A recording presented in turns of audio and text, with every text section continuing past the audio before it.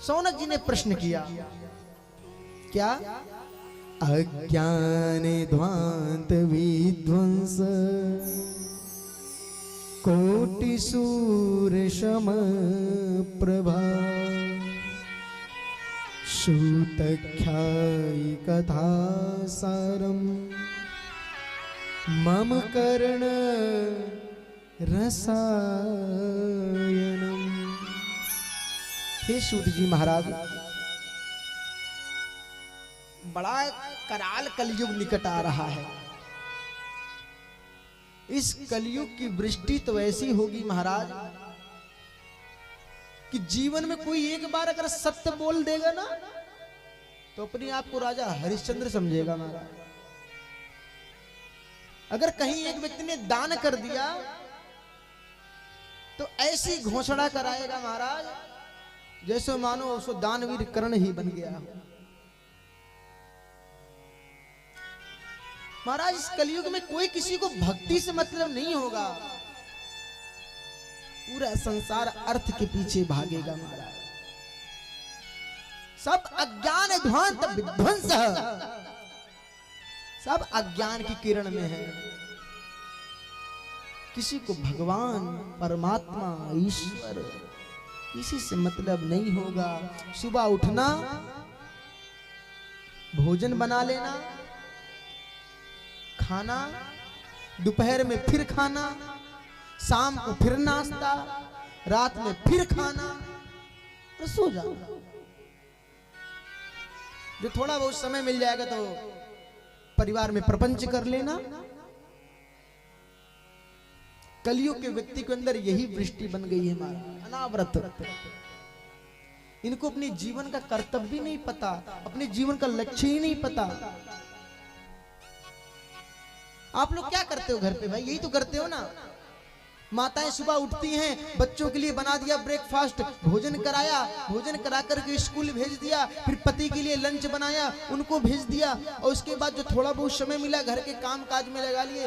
शाम भई तो शाम में बैठ करके दो चार औरतें प्रपंच कर लेना, और रात में फिर भोजन बनाना, भोजन बना के फिर सो जाना महाराज। और यही हम आप कर रहे हैं महाराज। सुबह उठना, खाना, कमाना, फिर खाना, फिर सो जाना, पर अपने जीवन का अस्तित्व न जान पाना। इतना झूठ होगा, तुलसीदास जी खुद कहते हैं, झूठ ही लेना झूठ ही देना, झूठ ही भोजन झूठ चबैना, झूठ ही लेना झूठ ही देना, झूठ ही भोजन झूठ चबैना, झूठ ही लेना झूठ ही देना, झूठ ही भोजन झूठ चबैना, झूठ ही लेना झूठ ही देना, झूठ ही भोजन झूठ चबैना। कलयुग केवल नाम आधारा, सुमिर सुमिर नर उतरे पारा। कलयुग केवल नाम आधारा, सुमर सुमर नर उतरे पारा। कलयुग केवल नाम आधारा, सुमर सुमर नर उतरे पारा। कलयुग केवल नाम आधारा, सुमर सुमर नर उतरे पारा, सुमर सुमर नर उतरे पारा, सुमर सुमर नर उतरे पारा। झूठ ही लेना झूठ ही देना। श्रोताओं, हाथ जोड़कर करबद्ध प्रार्थना है, आप अपने जीवन के अस्तित्व को जानो। क्या आप खाने, कमाने, सो जाने के लिए पैदा हुए हो क्या? जैसे बच्चों का जन्म होता है, माँ बाप उनके माइंड में एक राउंड नंबर ठोक देते हैं, कौन सा? पढ़े लिख के तुमको बड़का आदमी बनना हो, खूब बड़ा आदमी बन जाओ।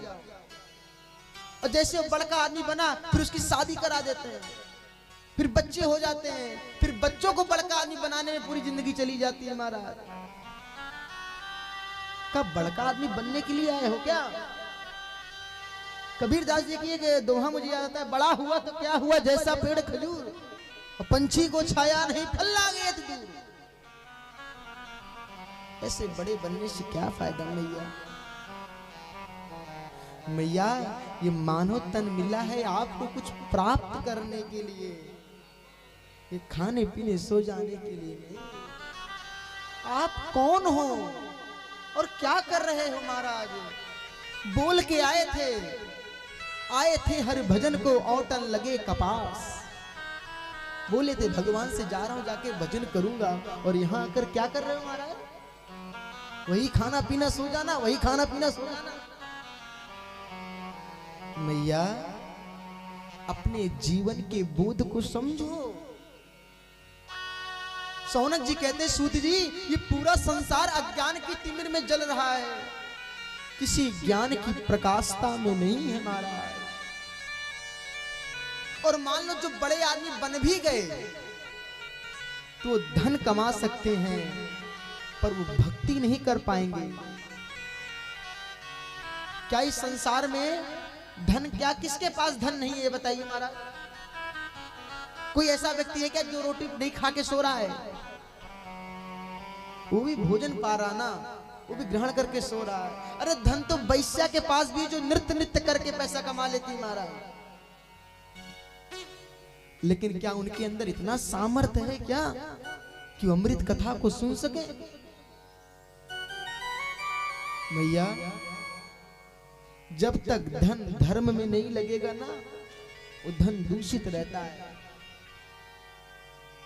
सौनक जी कहते हैं महाराज ये संसार पूरा काल कमलित होने वाला है महाराज। कोई धर्म नहीं करेगा, और धर्म करेगा भी तो पहले पर्ची में लिख के दे देगा, फलाने मिश्रा ने इतना दान किया, और गलती से अगर परिचारक ने नाम भूल गए बोलना तो परिचारक की खैर नहीं आ रहा है। बोलो राधे राधे।